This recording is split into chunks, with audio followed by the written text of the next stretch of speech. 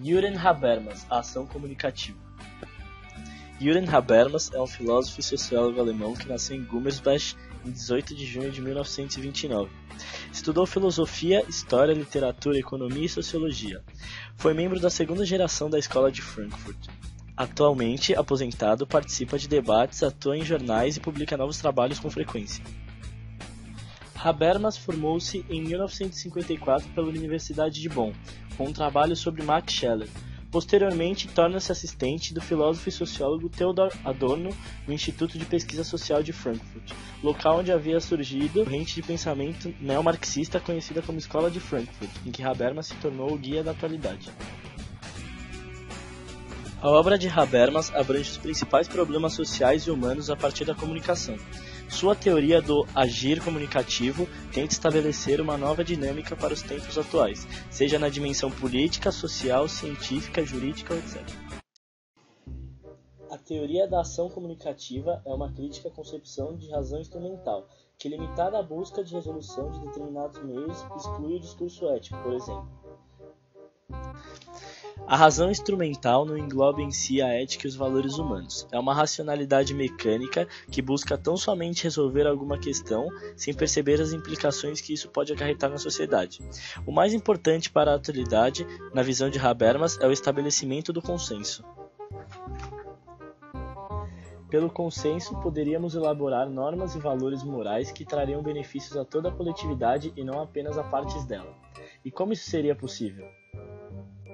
Aqui entra a importância da linguagem e da comunicação. Com a ação comunicativa, os indivíduos estão a todo momento interagindo uns com os outros, criticando e refletindo, de modo que o resultado desse envolvimento é o produto da própria comunicação, e não da imposição de alguém ou de alguma instituição. Um dos objetivos de Habermas com a ação comunicativa é permitir que os novos valores e normas sejam criados pelo próprio homem em constante comunicação entre si. Isso raramente ocorreu na história, pois em geral os valores foram passados pela religião, cultura. Tendo em vista que o homem não é influenciado unicamente pelo meio em que vive, mas também atribui um sentimento às suas ações graças à linguagem, ele pode expressar suas intenções, desejos, expectativas e a partir do então, com a racionalidade pode iniciar a construção de caminhos que levarão ao êxito da vida em sociedade. Com a ação comunicativa, então, os valores e normas passam a ter validade, pois foram discutidos pelas pessoas. Com a ação comunicativa, os indivíduos podem aceitar ou refutar ideias, de forma que o consenso que resulta da relação entre as pessoas pode criar, modificar ou retirar valores. Isso é muito importante, pois ajuda a tornar a sociedade mais livre para escolher aquilo que ela quer para si. Aliás, ajudar a sociedade a ser mais livre é essencial para Habermas, pois ele busca recuperar o mundo da vida. Segundo ele, encontra-se na sociedade duas esferas, o sistema e o mundo da vida. O sistema é toda a reprodução material guiada pela lógica das comunicações, da política e da economia. Além disso, esse sistema cria valores que as pessoas são impelidas a seguir. Já o mundo da vida é a esfera da própria ação comunicativa, ou seja, é a dimensão das pessoas comunicando-se e buscando consenso, produzindo ideias que valorizem e ajudem a sociedade. O problema é que o mundo da vida foi colonizado pelo sistema. E o que isso significa? Significa que, em geral, não fazemos as coisas com base em um exercício crítico e consciente daquilo que é melhor para nós, mas que apenas vamos seguindo as regras do sistema. Por exemplo, compramos aqueles produtos porque todos compram, assistimos aqueles programas de televisão porque todos assistem, e etc. Ou seja, o sistema é esse conjunto de regras sociais que praticamente força as pessoas a seguirem-nas. Mas será que tudo isso que o sistema me oferece é útil? Portanto, é importantíssimo que as pessoas façam esforço de retornar ao mundo da vida, o que ocorria pela ação comunicativa.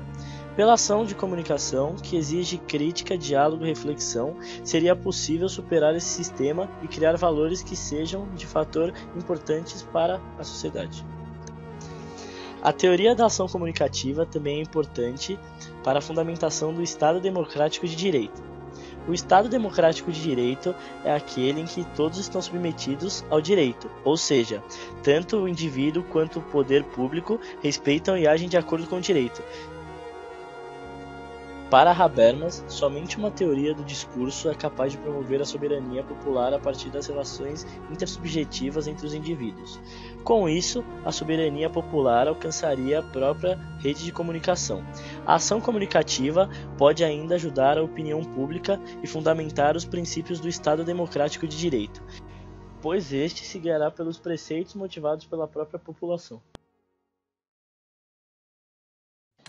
Com isso, percebe-se como Habermas encontra na linguagem uma dimensão de amplo significado. A linguagem não é apenas instrumento de comunicação entre as pessoas. É, na verdade, um mundo intersubjetivo em que podem dialogar múltiplas subjetividades, opiniões, visões e entendimentos. Pela linguagem, é possível colocar concepções morais e científicas em discussão. Sendo a linguagem uma dimensão intersubjetiva, é essencial compreender que ela pode se tornar o principal veículo de promoção do bem comum, já que ela não é propriedade deste ou daquele indivíduo, mas de todos, pois na linguagem pode prevalecer a dinâmica da compreensão mútua.